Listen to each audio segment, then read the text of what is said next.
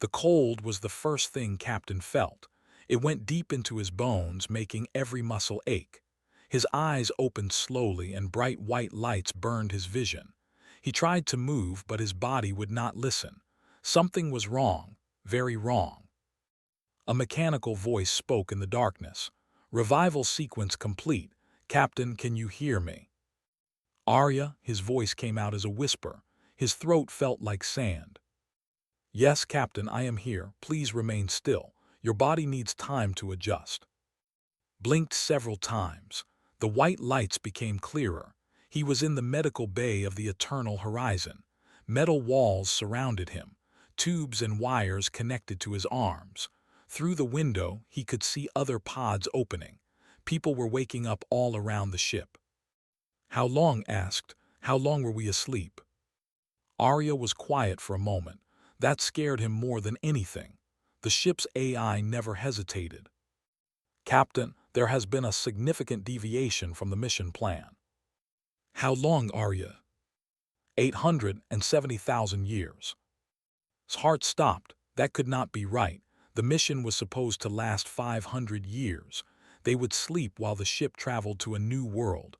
Earth was dying when they left. The sun was expanding. They had no choice but to run. But 870,000 years, that was impossible. "Say that again," demanded. "You have been in sleep for 870,000 years. Something damaged our navigation system early in the journey. We traveled much farther than planned. I had to wait until we reached a suitable system before beginning revival." Wanted to scream, he wanted to cry, but he was the captain. The crew needed him to be strong. He took a deep breath and forced himself to sit up. His muscles screamed in protest. "Where are we?" "Unknown space. The star charts do not match anything in our database. However, I have detected multiple artificial structures in this system. We are not alone." That made pause. "What kind of structures?" "Space stations, ships, energy signatures that indicate advanced civilization. Captain, someone lives here." Before could respond, the door to the medical bay opened. A woman stumbled in, holding onto the wall for support. Doctor looked pale and weak, but her eyes were sharp. "Captain," she said, "tell me Arya is malfunctioning. Tell me we did not sleep for almost 1,000,000 years." "I wish I could," replied. Closed her eyes, a tear ran down her cheek. "Earth, everyone we knew, it is all gone." "We do not know that yet." "Yes, we do. 870,000 years. Nothing survives that long." More people entered the medical bay. Engineer came first, followed by Security Chief Haywan. Both looked confused and scared. Immediately went to a computer terminal and started checking systems. Haywan stood near the door, watching everything with suspicious eyes. "All crew members are reviving on schedule," Arya announced. 2,847 souls in total, no casualties during sleep. "That is good news at least," said. He forced himself to stand. His legs shook, but he stayed upright. "Arya, show me these structures you detected." The main screen flickered to life. What saw made his breath catch. A massive space station floated in the distance. It was enormous, bigger than anything humans had ever built. Strange ships moved around it like insects around a hive. The design was nothing he recognized. Definitely not human. "We are being scanned," Arya said. "Multiple sensor beams from the station and nearby vessels." "Can they hurt us?" Haywan asked, her hand moving to where her weapon should be. "Our weapons systems are barely functional," said from his terminal. "Most of our ship is running on emergency power. We have been drifting for so long, everything is breaking down." Studied the alien ships on the screen. They were moving closer, surrounding the eternal horizon. "Options, people. What do we do?" "Run," Haywan said immediately. "We cannot," replied. "The engines are at 10% power. Those ships would catch us in seconds." "Then we hide," Haywan insisted. "Where?" asked quietly. "We are in their system. They already found us." "We talk to them," decided. We make contact, maybe they can help us. Or kill us, Haywan muttered. We are not in a position to fight. Our ship is falling apart. Our people just woke up after 870,000 years. We need help, and they are the only option we have. A young man entered the room. Navigator Min looked excited despite everything. Captain, you need to see this. Arya, show him the message. The screen changed. Text appeared in hundreds of different languages, scrolling past too fast to read. Then it stopped. Ancient English words filled the screen. Unidentified vessel, you are in Galactic Federation space. Prepare to be boarded. Your technology signature is impossible. What are you? The room went silent. Everyone stared at the screen. Galactic Federation, whispered. That means multiple species, multiple worlds. There is a whole civilization out there. And we just flew right into their territory, Haywan added. Squared his shoulders. This was it, the moment that would decide everything. Arya, open a channel, let me speak to them. Channel open, Captain. Took a deep breath. This is Captain of the colony ship Eternal Horizon. We are from Earth. We have been traveling for a very long time. Our ship is damaged and our people need help. We mean no harm. We come in peace. He waited. The seconds felt like hours. Then a response came. The voice was strange, speaking through translation software. It had an odd rhythm like music.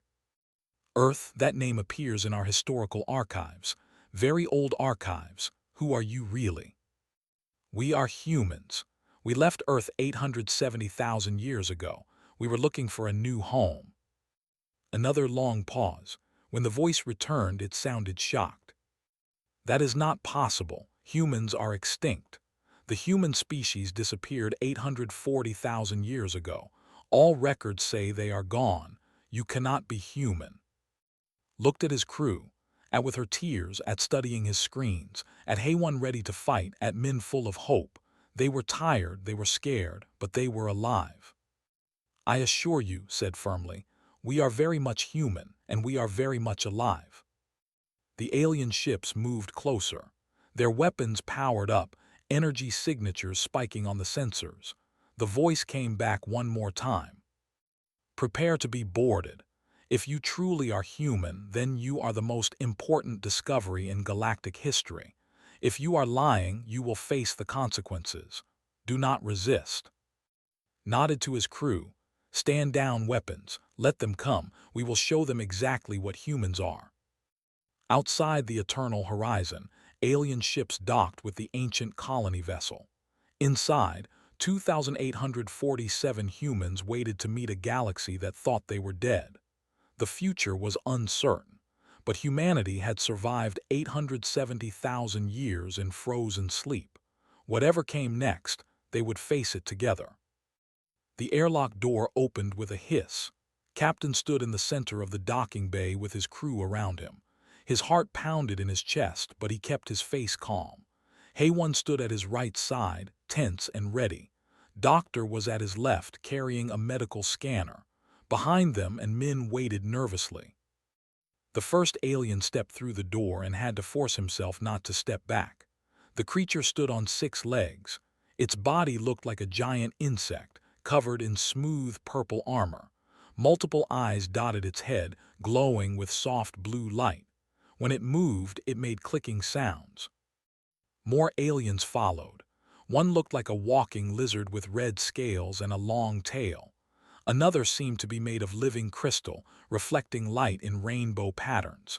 There were others too, each stranger than the last. But the insect-like one appeared to be the leader. I am ambassador of the people, the insect creature said. Its voice came from a device on its chest, translating into English. I speak for the Galactic Federation. You claim to be human. We are human, replied. I am captain, these are members of my crew. Moved closer, its many eyes studying them. Remarkable, the biological scans confirm it. You truly are human, but how? The human species vanished 840,000 years ago. We have found your ruins on hundreds of worlds. You are legends, myths. the progenitor race that built the foundation of galactic civilization and then disappeared. Many believe you never existed at all. We existed, said quietly. We still exist. The crystal being spoke, its voice like wind chimes. I am historian. I have studied the progenitors my entire life, 3,000 years of research, and here you stand, alive. This changes everything we know about galactic history. The lizard creature, Commander Rax growled. This could be a trick, clones, androids, some species trying to claim the progenitor legacy. Run your tests, said. Do whatever you need to do, we have nothing to hide. For the next several hours, the aliens examined the humans. They took blood samples and tissue scans. They studied the Eternal Horizons technology. They asked endless questions about Earth, about human history, about why they left. Doctor explained it all. Our sun was dying, growing larger. Earth was becoming too hot to live on. We built colony ships. The Eternal Horizon was one of them. We put ourselves in sleep and hoped to find a new home, but something went wrong. We traveled much farther than we planned. We slept much longer than we should have. Listened carefully to every word. And Earth, what happened to your? Shook his head. We do not know. We left 870,000 years ago. For us, it has only been days since we went to sleep, but for the universe it has been almost 1,000,000 years. Earth is gone, said softly. I am sorry. The planet exists, but it is a dead world now. The sun consumed it long ago. We found its remains 30,000 years ago. It was one of my first discoveries as a young historian. The room went silent. Several crew members started crying, turned away, his shoulders shaking. Min sat down hard on the floor. Even Haywan's tough expression cracked. Felt the weight of it crushing his chest. Earth was gone, really truly gone, not just lost in time but destroyed. There was dead. Everyone they had ever known was dust. They were orphans in time, lost in a galaxy that had forgotten them. We need to inform the Federation Council immediately, said. This is the most significant discovery in recorded history. You must come with us to Pinnacle 7, the Federation headquarters. Our ship cannot travel far, said, wiping his eyes. Most systems are failing. We will tow you, Commander Rax replied. Your vessel will be preserved. It is an artifact of immense historical value. It is our home, said firmly. Of course, I meant no disrespect. The journey to Pinnacle 7 took 3 days. The Eternal Horizon was pulled along by powerful alien ships while the human crew tried to process everything. They were the last humans in the universe, the only survivors of their species. It was too much to understand. Spent most of her time talking with. The crystal historian was fascinated by everything human. She asked about their culture, their art, their science. In return, she taught about the galaxy. The Federation has 847 member species, explained. We cover thousands of star systems. We have been at peace for 50,000 years, and it all started because of you, because of humans. What do you mean? Asked. The oldest civilizations in the Federation all have the same origin story. They say the progenitors came to their worlds long ago. The progenitors gave them technology, taught them science, helped them evolve. Then the progenitors vanished during an event we call the Silence. Every human colony, every human world went dark at the same moment. We never knew why. It is the greatest mystery in galactic history. Felt cold. You are saying humans built your civilization. We helped create all of this. Yes, and then you disappeared. For 840,000 years we have been alone, building on the foundation you left behind, trying to understand what you were, what you did, why you left. Some species worship humans as gods. Others fear the idea of your return. You are myth and legend and nightmare all at once. When they arrived at Pinnacle 7, was stunned by its size.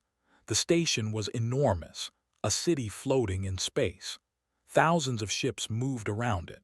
The crew of the Eternal Horizon was brought to a massive chamber where hundreds of alien beings waited. The Federation Council was in session. Representatives from dozens of species filled the room.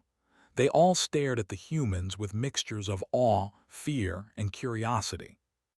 An elderly creature that looked like a walking tree spoke first. "I am Elder. I am 12,000 years old. When I was young, my grandmother told me stories of the first builders, the ones who taught us to reach the stars. I never thought I would see them with my own eyes." "We are not gods," said. "We are just people, survivors." "But what you can do," interjected. "During our medical examinations, we discovered something amazing. Humans are incredibly resilient. Your immune systems are stronger than any species we know. Your bodies can heal from injuries that would kill most of us. You can eat almost anything, survive in harsh conditions, work for 12 hours without rest. You are biologically superior in many ways." "We just evolved differently," protested. "Perhaps, or perhaps this is why ancient humans were able to travel the galaxy and help so many species. You are natural survivors." Commander Rax stood up. "We must address the real concern. These humans have appeared from nowhere. They carry ancient technology. They may have knowledge we do not understand. How do we know they are not a threat?" "A threat," Hayone snapped. "We are 2,847 people with one broken ship. You have 847 species and thousands of worlds. Who threatens who?" "She makes a valid point," Elder said. Suddenly, alarms blared throughout the chamber. Red lights flashed. A voice spoke urgently over the communication system. "Security breach. Unknown energy signature detected in the medical wing." His eyes went wide. "I was just there. They were examining our blood samples." Everyone rushed to the medical wing. Inside, a piece of ancient equipment had activated. It glowed with blue light, floating in the air. Symbols appeared around it, spinning in complex patterns. "What is that?" demanded. "I do not know," said, her crystal body flashing with excitement. "It is progenitor technology. It has been dormant for thousands of years, but now." Stepped forward slowly. The device seemed to react to her presence. It moved toward her and she reached out instinctively. The moment her hand touched it, the device exploded with light. Images filled the air. A star map appeared showing thousands of worlds, and on every single world there were markers, human markers, genetic signatures, ruins, evidence. "What does this mean?" whispered. His voice trembled with emotion. "It means humans were everywhere, not just a few colonies, thousands of them. You did not just visit the galaxy. You lived here. You built here. You were the foundation of everything. And somehow all of it was destroyed at once." The room was silent as everyone stared at the map, at the proof that humanity had once filled the galaxy, and at the terrible mystery of how they had all vanished in a single moment. Somewhere in the darkness between stars, something else was watching, something that remembered the silence, something that had caused it, and now it knew the humans had returned. The star map floated in the council chamber for 3 days. Nobody turned it off. Every member of the Federation Council came to stare at it. Thousands of worlds marked with human presence, evidence of a civilization that once touched every corner of the galaxy. Captain sat in a meeting room with his senior crew. They looked exhausted. Learning that your species built an entire galactic civilization and then vanished was hard to accept. "We need to visit these sites," Wu said. She was the ship's language expert and her eyes were bright with excitement despite her tiredness. "If humans really left all these ruins, maybe we can find answers. Maybe we can learn what happened to them, to us." "The Federation is already organizing expeditions," replied. "They want us to come along. They need humans to activate the ancient technology." "Like that device touched," added.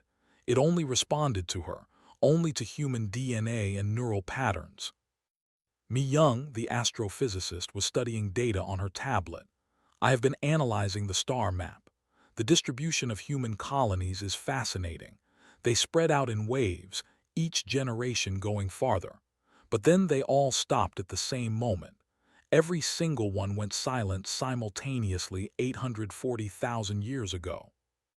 The silence said quietly. She had been meeting with historian every day, learning everything the Federation knew about ancient humans. That is what they call it. One day humans were everywhere.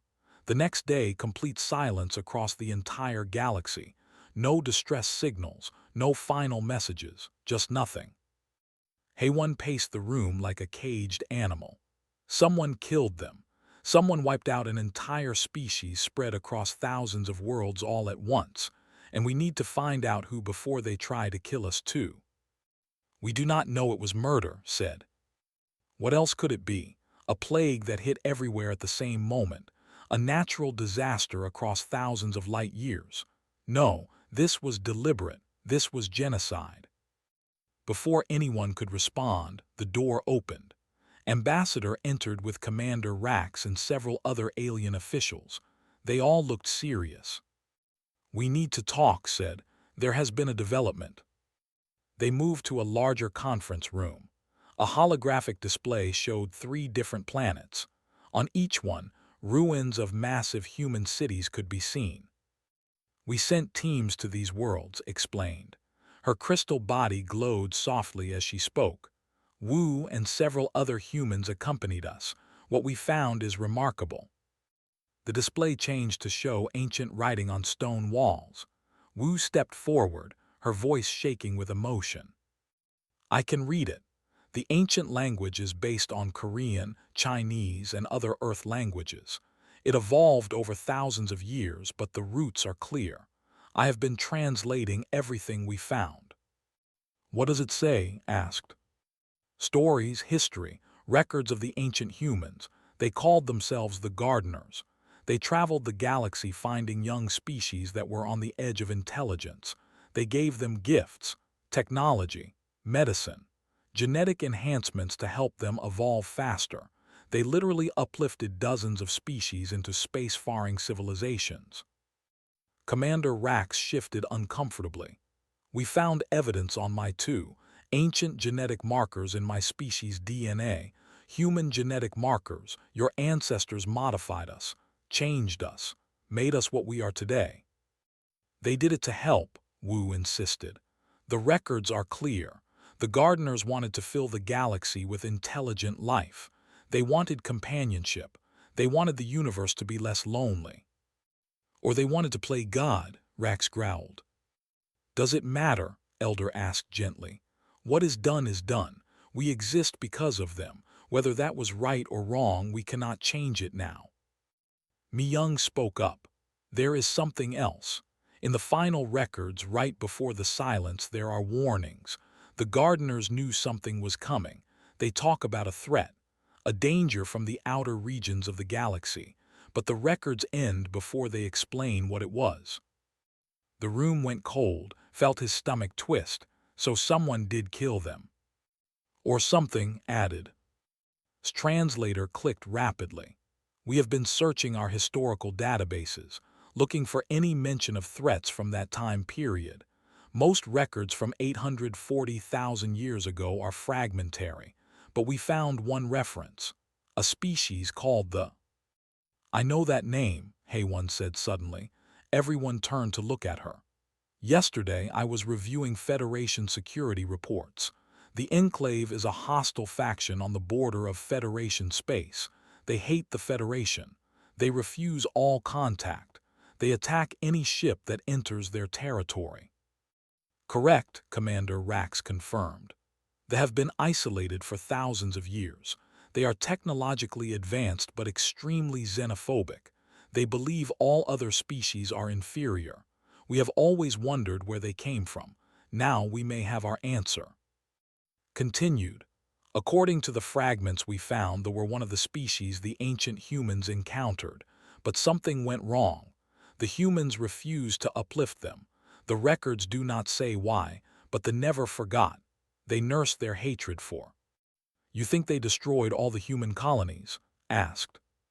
We do not know, but 3 days ago we intercepted a transmission from space. It was encrypted, but our best analysts cracked it. The message said, "The ghosts have returned. The old enemy is awake. Prepare for war." The room exploded with noise. Every alien began talking at once, stood up, his voice cutting through the chaos. They know we are here. They know humans survived, and they are preparing to finish what they started 840,000 years ago. That night could not sleep. He stood in the observation deck of Pinnacle 7, staring out at the stars. Footsteps approached behind him. It was HFY. "We need to prepare," she said. "If they are coming, we need to be ready to fight." "With what? Our ship is falling apart. We have no weapons, no army, just 2,847 tired people who woke up to find their entire world dead. We are survivors. We endured 870,000 years in frozen sleep. We can endure this." Can we? They destroyed an entire galactic civilization, thousands of worlds, billions of humans. What chance do we have? HFY was quiet for a moment. Then she said, "The ancient humans failed because they were everywhere. They were spread too thin, but we are together, all of us in one place, united. Maybe that is our advantage." The next morning was woken by alarms. He rushed to the command center to find chaos. On the main screen, a news broadcast was playing. A reporter was speaking frantically. "Breaking news from the medical research facility. There has been an assassination attempt on captain of the human delegation. The attacker has been subdued by Security Chief HFY. The attacker is confirmed to be." Blood ran cold. Someone had tried to kill him in his sleep. He looked at HFY, who stood nearby covered in blue blood that was not her own. "I told you we needed to prepare," she said quietly. The attacker was brought to the council chamber in chains. It was a creature unlike anything had seen before, covered in black armor with burning red eyes and sharp claws. It hissed and spat as the guards held it down. "Why did you try to kill me?" demanded. The creature laughed. "Because you are the enemy, you and your cursed species. The gardeners thought they could control the galaxy. They thought they could decide which species were worthy and which were not. They refused us their gifts, called us too aggressive, too violent, so we showed them what violence really was." "You killed them all," whispered in horror. "We destroyed every colony, every world, every human ship. It took us 1,000 years, but we hunted you to extinction. And now you dare to return. We will finish the job. The Enclave has been preparing for this day. We have your ancient weapons, your own technology turned against you. And this time, we will make sure no human ever wakes again." The creature kept laughing as the guards dragged it away, stood frozen, finally understanding the terrible truth. The humans had not vanished mysteriously. They had been murdered, systematically eliminated by a species they had tried to avoid uplifting. And now that same enemy knew humanity had returned. The war was coming, whether the humans were ready or not. The Federation Council was in chaos. Species that had lived in peace for 50,000 years now faced the threat of war. Some wanted to negotiate with the others wanted to fight. Many wanted to hand over the humans and avoid conflict altogether. Captain stood before the council, watching the aliens argue. His translator struggled to keep up with all the different languages and shouts. "We should not risk war for 2,847 individuals," one representative said. "They have not attacked us in thousands of years. Why provoke them now?" "Because they are murderers," HFY snapped from her position behind. "They committed genocide, and you want to reward them." "We want to survive," another alien replied. Elder raised his branches for silence. "We must decide. They have issued an ultimatum.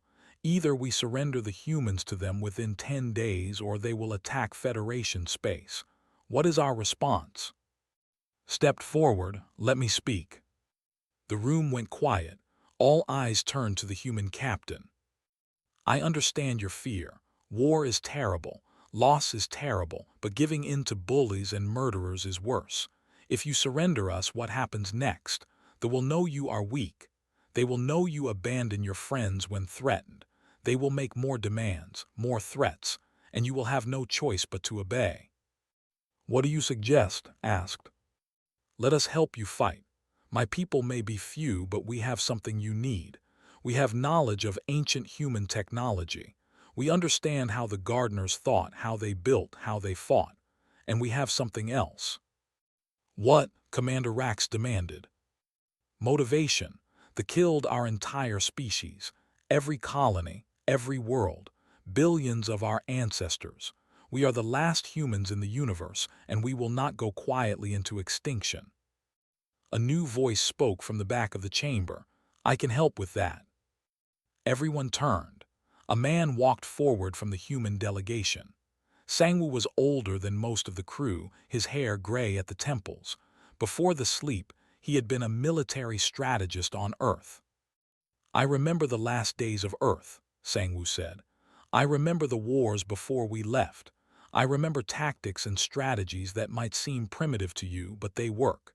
Humans have been fighting for survival since we climbed down from the trees. Let us teach you what we know. The council debated for hours. Finally, Elder spoke. We will not surrender the humans. We will prepare for war.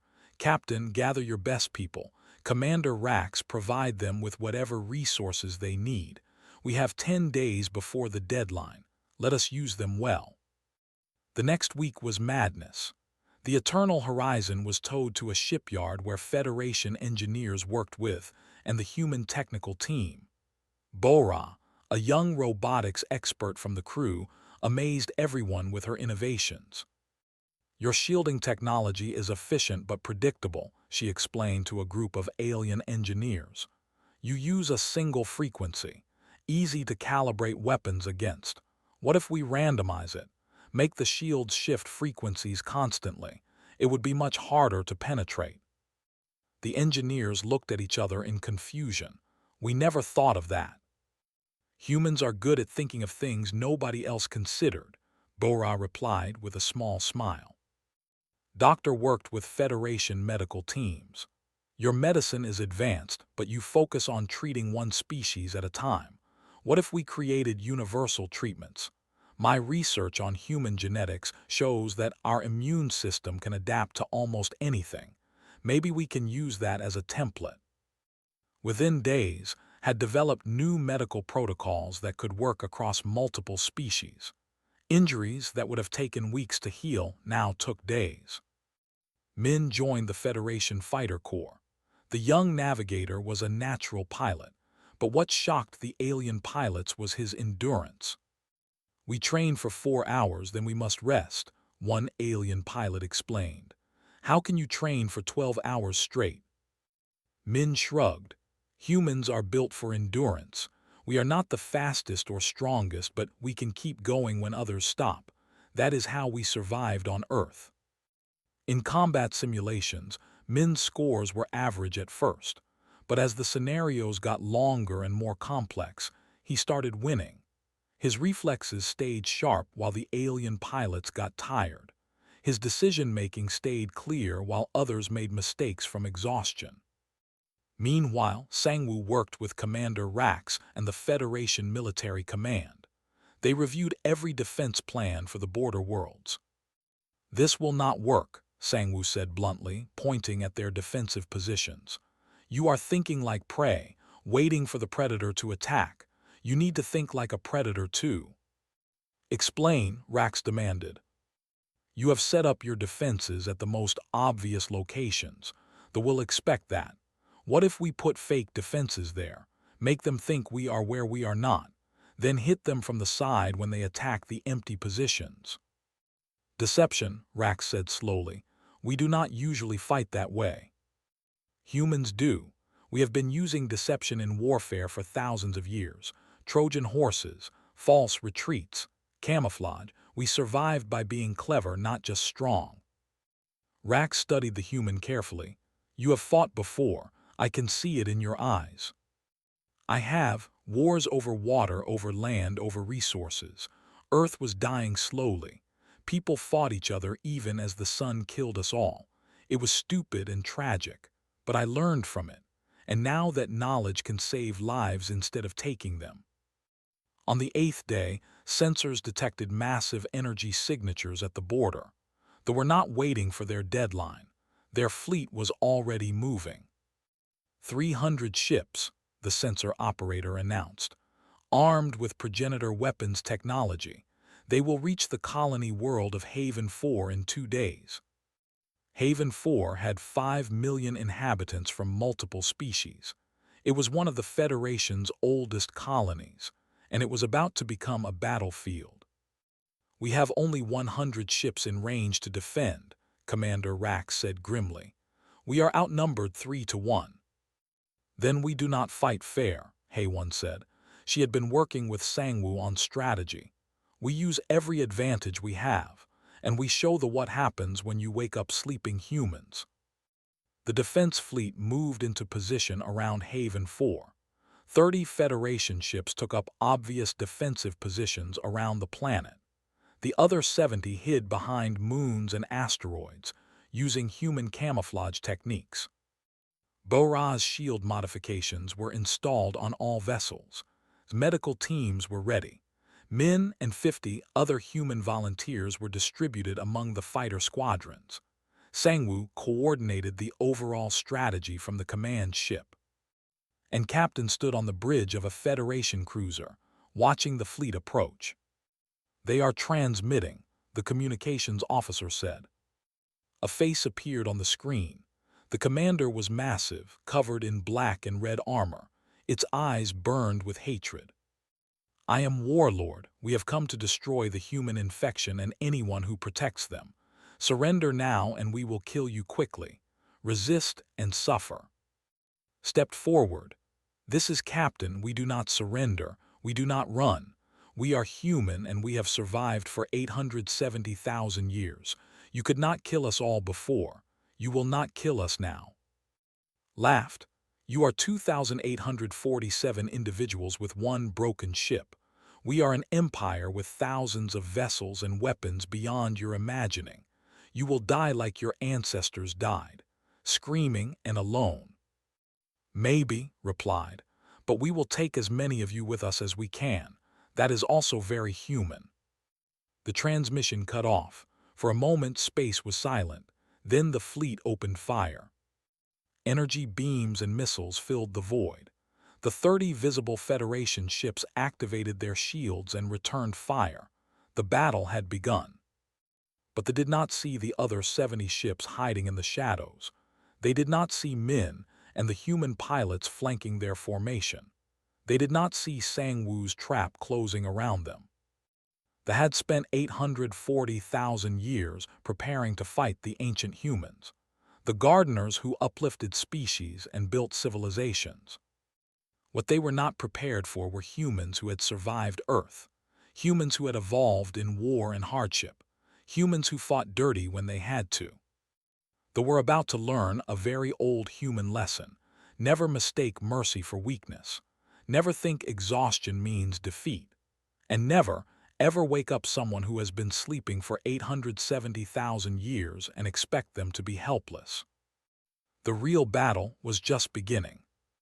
The battle for Haven 4 raged for 6 hours. The fleet hammered the 30 visible Federation ships with devastating firepower. But every time they thought victory was close, something unexpected happened. Fighters appeared from behind asteroids, led by Min and the human pilots. They flew in patterns they had never seen before, weaving and dodging in ways that seemed impossible. The alien pilots could not keep up. Human reflexes and spatial awareness gave them an edge. "Target the engines," Min called over the communication channel. "Disable, do not destroy. We want prisoners, not corpses." The ship started losing power, dead in space, unable to fight or flee. Then the hidden 70 Federation ships revealed themselves, surrounding the enemy fleet. Sangwoo's trap had worked perfectly. Warlord's face appeared on every screen. "Treachery, deception, you fight without honor." Commander Rax replied coldly. We fight to win. Perhaps you should have considered that before starting this war. But the battle was not over. Deep in territory, sensors detected something worse. A massive energy signature, something ancient and terrible. What is that? Captain demanded. The intelligence officer's voice shook. It is a progenitor weapon, a planet killer. They have been excavating it for thousands of years. They finally got it working, and it is pointed at Federation headquarters, at Pinnacle 7. The command center went silent. A planet killer could destroy an entire world with a single shot. Pinnacle 7 had 2 billion inhabitants from dozens of species. How long until they fire? Asked. 72 hours. The weapon needs time to charge. Can we evacuate Pinnacle 7? Not everyone, not in time. Looked at his crew, at Hay-1 ready to fight, at trying to save lives, at who understood technology better than anyone, at Wu who could read ancient human writing, at all the humans who had woken up to find themselves alone in the universe. We have to destroy that weapon, he said. Impossible, replied. The weapon is protected by the entire fleet, hundreds of ships, defense platforms, shields. We would need an army to reach it. Then we do not go through them, said quietly. Everyone turned to look at the engineer. I have been studying the scans of that weapon. It is progenitor technology, human technology, which means I might know how to shut it down from the inside. You would need to get inside the facility, Commander Rax said. We can do that, Hay-1 added. A small team, fast insertion. Get in, disable the weapon, get out. It is suicide, said. Smiled, maybe. But humans are very good at surviving impossible situations. We have 870,000 years of practice. The team assembled quickly. Hay-1, Min, and Wu volunteered immediately. Several Federation soldiers joined them, including a young warrior and a demolitions expert. They used a small, fast ship, invisible to most sensors. While the Federation fleet kept the forces busy at Haven 4, the infiltration team slipped through the border. It took them a day to reach the weapon facility. It was built into an asteroid, hidden and heavily defended. But Bora had designed a cloaking system using human ingenuity and Federation technology. The ship got them close. From here we go on foot, Hay-1 said, checking her weapons. Well, on foot and 6 legs for some of us. They infiltrated through a maintenance shaft. Wu used her knowledge of ancient human language to bypass security systems. Recognized the technology because it was based on designs from Earth. This is definitely human engineering, he whispered as they moved through dark corridors. But modified. They do not fully understand it. They are using it wrong. They fought past guards. Hay-1 and the Federation soldiers cleared rooms with brutal efficiency. Every minute counted.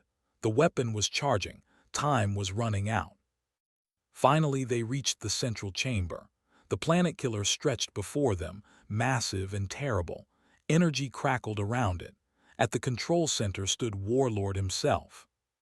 So the ghosts have come, said. Come to witness your failure. We came to stop you, replied. You cannot. The weapon will fire in 12 hours. Pinnacle 7 will be destroyed. Then we will hunt down every human, every Federation world, everyone who sheltered you. The galaxy will burn, and this time you will have no one to blame but yourselves. Why? His voice came through the communication channel from orbit, where she was coordinating medical support. Why do you hate us so much? Turned his burning red eyes on them. Because you are monsters. The ancient humans thought they could control the galaxy. They decided which species were worthy and which were not. They came to my ancestors' world thousands of generations ago. They studied us, judged us, and they decided we were too violent, too aggressive. They refused to uplift us while they raised lesser species to the stars. So you destroyed an entire species out of revenge? Asked. Out of justice. We proved we were strong. We built our own empire. We took the progenitor technology you left behind and turned it into weapons. We hunted you across thousands of worlds and erased you from existence. We proved we did not need your gifts. We did not need your approval. Moved slowly toward the weapons control panel. And now you want to do it again. Kill more innocent people because of what happened almost 1,000,000 years ago. Yes, said simply. Then you learned nothing, Wu said sadly. The ancient humans made a mistake. They should not have judged you, but you made a worse mistake. You let hate define you for 840,000 years. Reached the control panel. His fingers flew over the ancient interface. This weapon is powered by a human-designed reactor, and I know exactly how to overload it, but we have a choice. We can make it explode, destroying this facility and everyone in it, or we can reverse the energy flow, turn it from a weapon into a power generator. What good would that do? Haywon demanded. It would generate enough clean energy to power 100 worlds for 1,000 years. That could use it, share it with the galaxy, turn something meant for destruction into something that creates and sustains life. Laughed, you are fools. You think a gesture like that will change anything. We will still hunt you, still kill you. Looked at his team, at the people who had trusted him across 870,000 years and now trusted him again. What do? We show them what humans really are, Min said. His hands moved over the controls. The weapon's energy began to shift. Instead of focusing into a destructive beam, it spread out into a stable field. The reactor reconfigured itself. Within minutes, the planet killer became a power station. Alarms blared across the facility. Soldiers rushed in, but Federation forces had followed the infiltration team. The battle was brief and brutal, was captured alive. In the aftermath, the Federation fleet arrived in force. They found the weapon transformed, found the forces surrendering, found humans offering medical aid to the wounded soldiers. The war ended not with destruction but with mercy, not with revenge but with forgiveness. The trial of Warlord lasted 3 months. He was found guilty of genocide and war crimes, but instead of execution, he was sentenced to life imprisonment. Captain in his favor, arguing that more death would not bring back the billions who had died. The enclave slowly opened to the Federation. Not all of them agreed with the peace, but enough did. The power station created became a symbol of what cooperation could achieve. The Federation Council voted to grant humans full citizenship. They were given a world to colonize, a beautiful planet with oceans and forests. They named it New Earth. 5 years later, Captain stood at a memorial. It was a simple stone monument with the names of every person who had left Earth on the colony ships. Billions of names, almost 1,000,000 years of history. Doctor stood beside him. She ran the largest multi-species medical research center in Federation space, and Bora had married and were building revolutionary new ships. Haywon trained security forces across 100 worlds.